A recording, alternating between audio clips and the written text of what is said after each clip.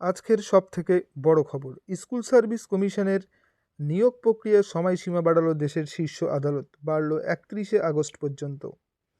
সরকারি জমিতে তো নির্মাণ হচ্ছে না। হুমায়ুনের বাবরি মসজিদ নিয়ে জনস্বার্থ মামলা খারিজ করে দিল কলকাতা হাইকোর্ট।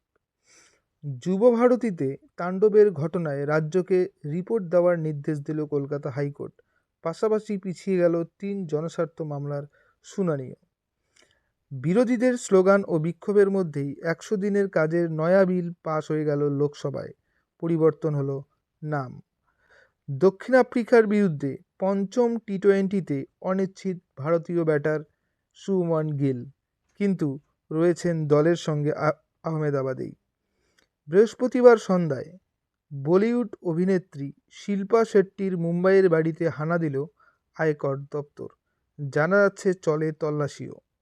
আজ থেকে শুরু হলো কোচবিহার জেলা বইমেলা, আর সেই বইমেলার অনুষ্ঠানে উপস্থিত ছিলেন উদয়ন গুহ, পার্থপ্রতিম রায়, রবীন্দ্রনাথ ঘোষ সহ অন্যান্য আরও অনেকেই।